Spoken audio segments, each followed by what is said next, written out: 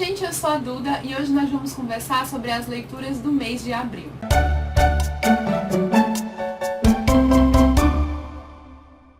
Bom, em abril eu li muita coisa, eu não sei como foi que eu li tanto neste mês, então eu já peço desculpas se o vídeo vai ficar muito grande, mas não tem como eu correr tanto assim, porque são muitos livros, por mais que eu queira diminuir o tempo de vídeo, não vai dar.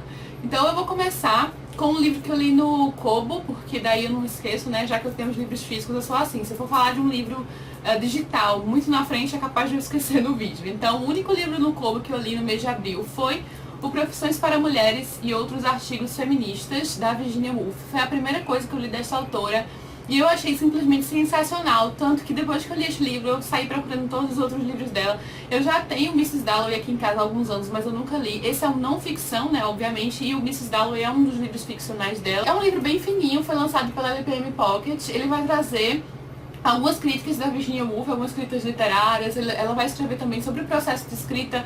Ela fala sobre as dificuldades das primeiras romancistas, sobre escrever, sobre o processo da liberdade de escrever sem que outras pessoas estejam julgando o que você está escrevendo. Eu acho que tem um trecho, na verdade, sensacional nesse livro que vai dar mais ou menos uma ideia do que você pode encontrar aqui. Na verdade, eu fiz várias marcações. Se fosse um livro físico, vocês veriam todos aqueles post-its do lado. Mas como não é, meu blog de anotações aqui está enorme.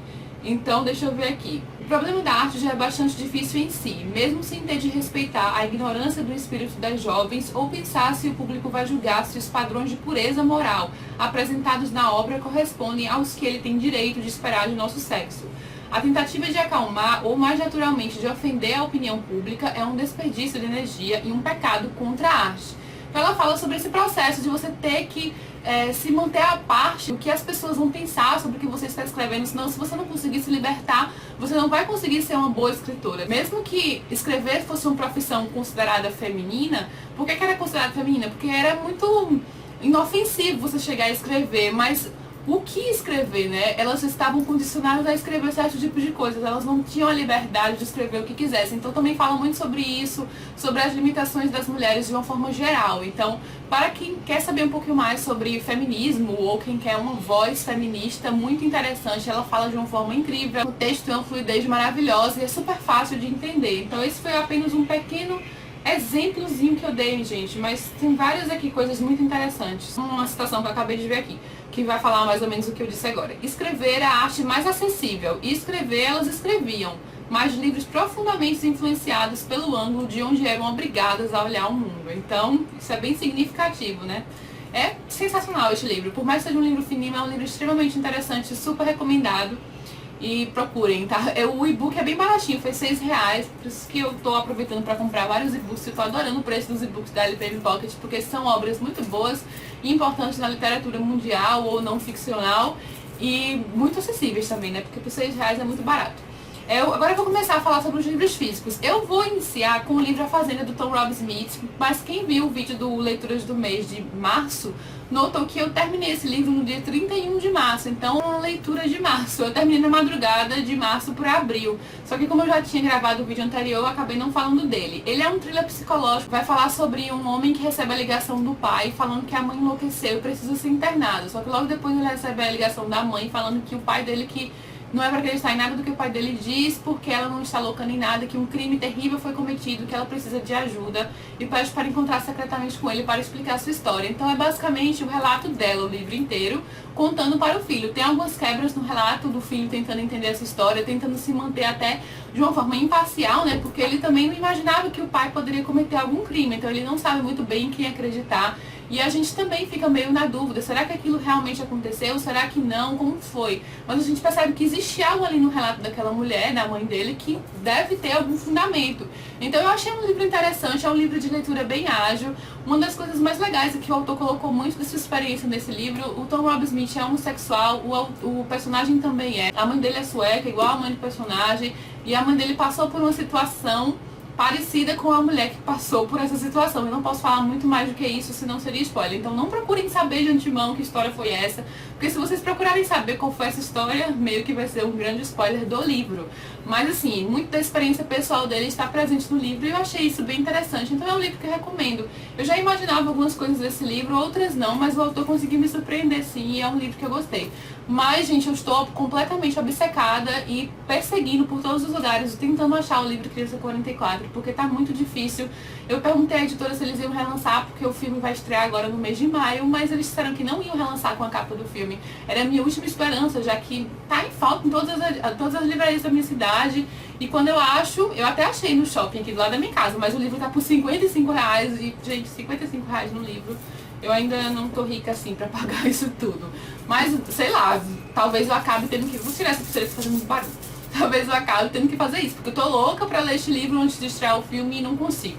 Então, outro livro que eu encerrei no mês de abril foi o Serial Killer, de Anatomia do Mal, e Sinos Tocam de Aleluia, porque vocês sabem que eu estava lendo desde o ano passado, mas como eu falei na resenha em vídeo que eu fiz, na resenha em texto, é um livro de leitura mais devagar, porque é um livro pesado, com muitos casos reais e horrendos, horríveis, bizarros, então a gente fica um pouquinho sobrecarregado com essas histórias terríveis do que o ser humano pode fazer de pior, mas é um livro altamente recomendado para quem gosta do universo serial killer, e o livro está caprichadíssimo. Também tá rolando sorteio deste livro, eu não sei se já vai, eu não sei quando é que eu vou botar esse vídeo no ar, então não tenho certeza, mas eu tô sorteando 2 exemplares desse livro da promoção do aniversário do blog, que vai até o dia 23 de maio. Eu só não sei se eu vou postar a tempo o vídeo, mas eu acredito que sim. E eu não vou falar muito mais sobre ele porque já tem vídeo resenha aqui no canal, então quem quiser saber um pouquinho mais, dá uma olhadinha na vídeo resenha para o vídeo não ficar muito imenso. Outro livro que eu li em abril foi O Restos Mortais, da Patrícia Cornell, o 3º volume dessa série da Kay Scarpetta. Também tá rolando sorteio dele nessa mesma promoção. E eu gostei do livro, eu acho que, assim, ele é escrito no começo da década de 90, então é um livro muito antigo. Similar aos outros, né, que eu já comentei um pouco com vocês, ele traz a médica legista como principal, o que eu acho uma ótica interessante, porque a gente sempre vê um detetive, um policial. Eu gosto muito de acompanhar esses livros da Patrícia Cornell. Eu gostei desse livro, ele traz um serial killer de casais, e a personagem está diretamente envolvida neste caso, porque ela também não consegue muito bem identificar como é que esses casais morreram através da autópsia, porque sempre que esses casais são encontrados já estão no avançado estado de decomposição. Eu acho que para a solução desse crime, forças superiores tiveram que contribuir para que aquele negócio se solucionasse. Eu nunca gosto muito desse aspecto sorte na solução de um caso, mas eu acho interessante que a própria autora foi engenhosa de colocar que foi sorte mesmo, meio que a solução desse caso. E ela deu exemplos de casos reais que eu já conhecia, onde o elemento sorte também esteve presente para solucionar o caso. Então eu meio que me calei ali na hora, tudo bem, eu sei que isso pode acontecer na vida real. Uma coisa legal também nesse livro é que eu acho que a Patrícia Cornell sempre estava em contato com o FBI mesmo, ela se mantinha ligada em tudo, porque tem exemplos de coisas reais aqui, inclusive uma vidente que eles usavam, que era extraoficialmente. Então, eles trocaram o nome da vidente no livro, mas ela fala sobre os mesmos feitos que a vidente fez na vida real. E eu pude constatar isso porque eu tinha acabado de ler o Whoever Fights Monsters, do Robert Bradley, que ele conta sobre isso. E várias coisas que ele conta no outro livro, sobre programas do FBI, essa vidente e tudo mais, estão presentes neste livro aqui, que foi do mesmo ano de lançamento. Eu acho que ambos são de 1992. Então, ela realmente se mantinha a par de tudo que estava acontecendo. E eu acho isso sempre importante no trabalho de um escritor. Não apenas inventar na sua cabeça, mas pesquisar para saber um pouco mais como é que a coisa funciona. Eu li também um livro da queridíssima Agatha Christie, linda da minha vida, que foi O Morte na Praia. E ele se passa na praia, obviamente, ele se passa numa ilha, num hotel, onde o Hercule Poirot está hospedado. Então lá acontece um assassinato, que meio que já estava previsto, porque era uma mulher bem cobiçada ou odiada e tudo mais. Então todos praticamente que estão hospedados nesse hotel tinham motivos para matar essa pessoa. É sempre assim, né? E eu acho isso sensacional. Então o Hercule Poirot vai investigando, o livro vai apresentando os motivos e a gente vai tirando nossas próprias conclusões. Eu achei muito engraçado, porque eu achei que eu tinha solucionado o caso. Meu Deus, eu acertei tudo, não acredito, não tô ficando muito afiada em Agatha Christie. E naquela cena que ele vai expor tudo que aconteceu, ele meio que diz tudo que eu falei, só que aquilo era o artifício dele e as coisas não eram bem assim, então eu não acertei, de novo. Na verdade, pra ser sincera mesmo, não fazia a menor ideia. Nesse caso, da solução do crime foi um choque pra mim, porque eu não cheguei a suspeitar nem um pouco. Então, enfim, está aqui, recomendadíssimo também. Não está no meu top 10 da autora, porque meu top 10 da autora ainda está fechadinho naqueles livros que eu mencionei pra vocês no vídeo especial da Agatha Christie. Mas eu também gostei muito, muito deste aqui. Eu adoro esse cenário, praia e férias e tudo mais. Igual ao Mistério no Caribe, da Miss Marple. Eu gosto muito desse tipo de ambientação. E depois eu li o Fofo Paixão Entardecer, da Lisa Kleypas, que é o último volume da série dos Hathaways. Eu já estou morrendo de saudade, porque essa série é muito amor. Igual a série dos Bridgerton, gente. Eu acho as duas bem similares. Eu não consigo dizer qual é que eu gosto mais, porque eu amo os personagens dos Hathaways. Eu adoro esta família. E foi muito bom ler este último volume. Eu achava que eu não fosse gostar tanto pela sinopse, porque existe um certo mal entendido que me deixa agoniada. Eu nunca gosto disso nos livros, né? Porque a personagem se corresponde por cartas com um soldado da guerra e ele não sabe que está falando com ele. Ele acha que está falando com a sua prometida. Só que essa prometida dele é um pé no saco, ela é muito superficial, então ela não tá nem aí pra ele, e a Beatriz, que é amiga dela, acaba respondendo as cartas e se apaixona por ele, eles dois se apaixonam. E aí eu fiquei achando que isso ia dar um super mal entendido, e eu não gosto dessas situações, mas tudo isso foi desenvolvido muito bem neste livro, eu adorei cada pedaço. Eu acho que na metade pro final ele fica um pouquinho mais parado, porque fica um pouco repetitivo nos acontecimentos. A primeira metade do livro acabou me agradando mais, porque as coisas são mais agitadas, mas ainda assim eu adorei o livro inteiro, foi uma ótima finalização da série. Gosto muito da Beatrix, ela sempre foi uma das minhas personagens preferidas da série dos Haters, então muito amor envolvido com essa série, super recomendada. Também tem sorteio desse livro, não sei se vai estar no ar ainda, mas até o dia 23 de maio, todos esses que eu mencionei são o mesmo sorteio de aniversário do blog. O próximo que eu li foi o Até Você Ser Minha, da Samantha Reis, também tem resenha dele lá no blog. Ele é um thriller psicológico que vai falar sobre uma mulher que está grávida, esperando seu primeiro filho, e ela contrata uma babá, que a gente percebe no livro que tem motivos diferentes para estar na casa dela, porque a gente tá na mente dessa personagem, mas a gente não sabe muito bem o que é, né? Fica só subentendido. E enquanto isso, tá acontecendo uma onda de assassinatos de grávidas nas redondezas, com os bebês arrancados dentro delas, então tem esse meio que pavor no ar. Eu gostei desse livro, eu acho que eu tenho algumas ressalvas em relação a esse livro, mas assim, no geral eu achei bem interessante. Foi uma leitura bem frenética, eu não queria parar, eu queria saber o que ia acontecer. Ele é o primeiro volume de uma série também de romances policiais independentes que são interligados pela detetive responsável pelo caso, que é a detetive Lorraine. Tem também o lado dessa detetive, ao mesmo tempo que ela investiga, ela está passando por uma crise familiar. Enfim, no geral eu gostei, mas eu achei muito forçado em alguns quesitos. Eu acho que o final desse livro poderia ser plausível se a autora não tivesse forçado tantas cenas para manipular o leitor, porque acabou que as coisas não fizeram muito sentido, assim. Eu acho que não ficou tudo bonitinho, assim, na personalidade dos personagens, e depois, à luz do que se revelou, eu acho que não combinou muito com algumas coisas. Algumas sacadas foram bem interessantes, algumas revelações eu gostei, outras eu achei um pouco forçadas. Eu acho que se tivesse sido um pouquinho menos forçado, em certo sentido, para tentar manipular o leitor, o livro teria sido melhor sucedido. Porque eu cheguei a reler algumas coisas, a reler algumas passagens, e eu notei que assim não fazia muito sentido agora que eu sabia o que é que realmente estava acontecendo ali.